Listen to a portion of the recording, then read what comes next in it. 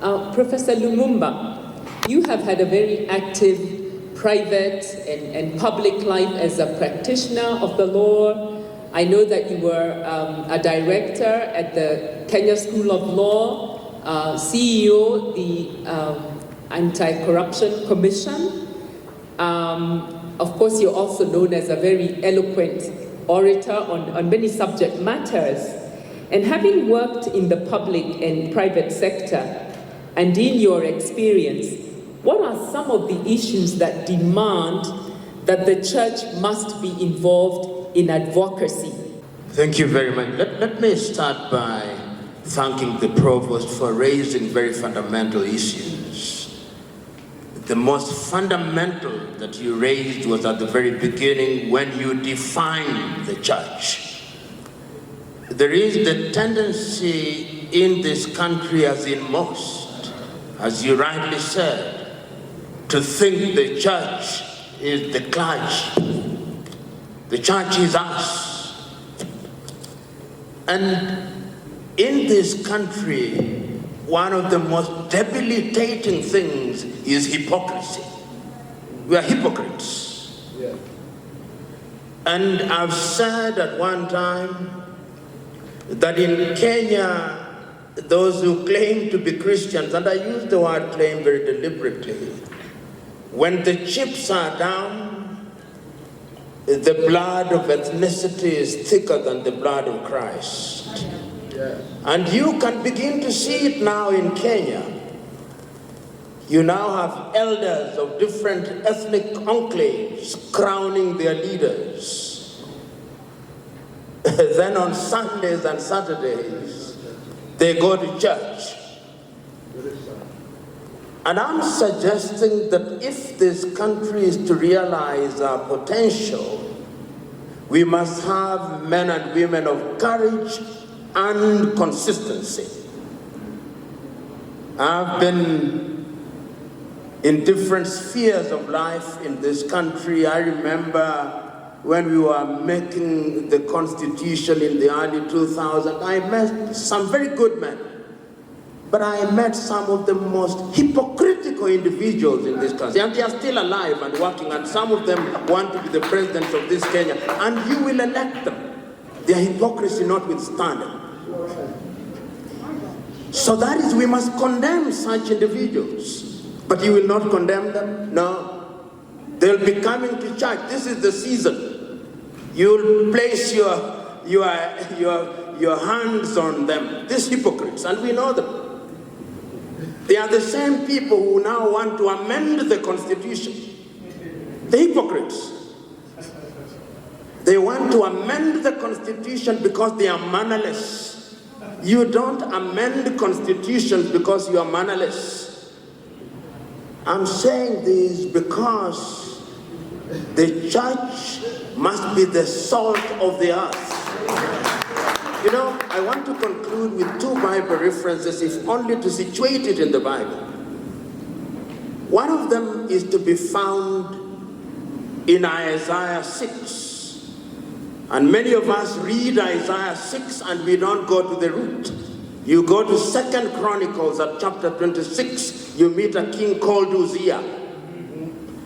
In Isaiah it is said, and the Lord came to Isaiah in the year that King Uzziah died. We never say why King Uzziah died.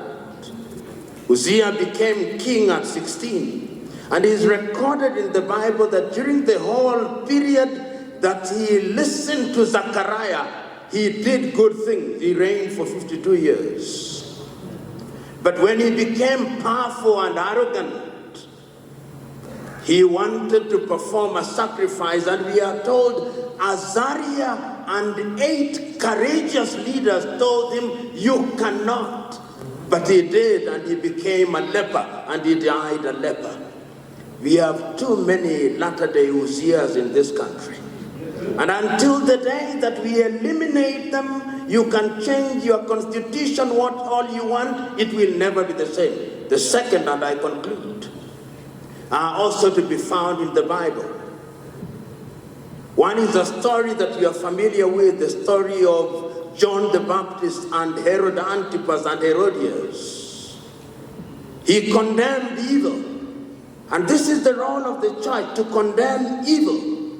And there are times when you must be John the Baptist. You must not do it in secret. You must come out.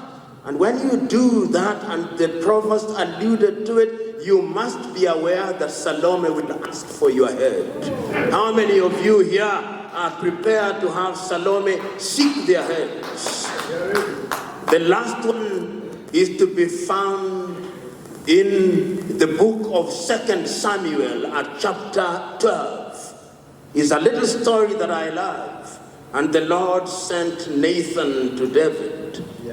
And he told him there was in a city a rich man and a poor man. And this rich man had sheep and cattle. And this poor man had a ewe lamb which he tended and stayed with as if it was his daughter.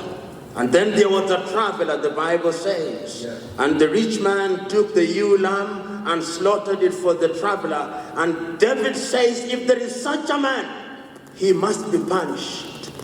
And the Bible records, it is you, David. You have caused Uriah the Hittite to be killed by the sword of the Ammonites. And you have taken Uriah the man. The sword shall never depart from your hands. And if it is true that Israel is of David, the sword has never departed.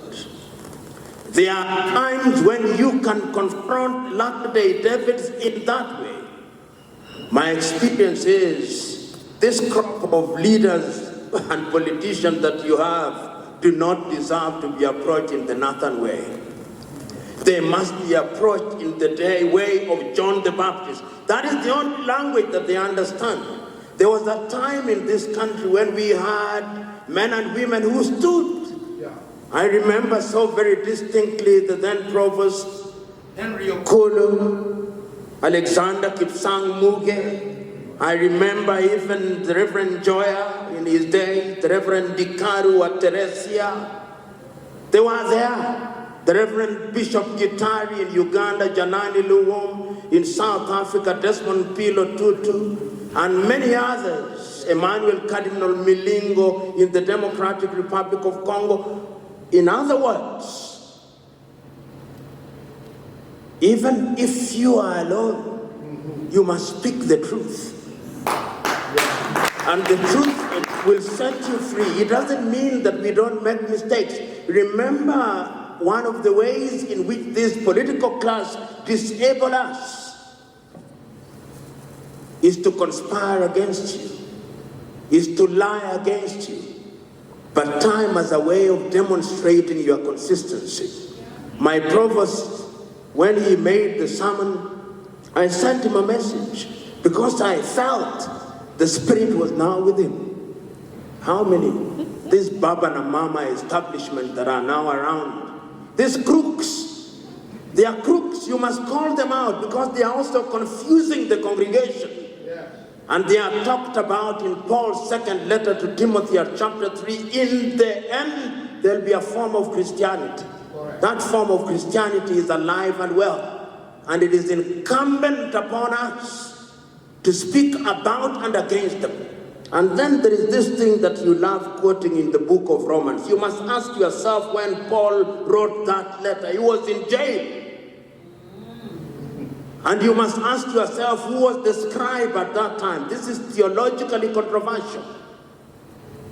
Not all leadership comes from God. These crooks that come into our parliaments, who tells you that God elects crooks? So don't ever say that all leadership comes from God. God permits it as a punishment to you and me. So my own view is that our lives must be our testimony. And we must speak at all times without fear of consequence. And I love my good friend Bishop Okinde. I say this because during your tenure in service, you spoke boldly. The Reverend is serving now, speaking boldly. That is the role of the church. And we are going into an election now. if we are not very careful, I can see the signs. If we are not very careful, we may lose this country. If we are not very careful. And this is the time for us to ensure that we immunize ourselves. In fact, I dare say, the active politicians in Kenya today, you are not going to say so, I'm saying it. All these fellows you see running around wanting to be the president, God save Kenya. God save Kenya. And unfortunately, one of them will be, unfortunately, but God save Kenya. God bless.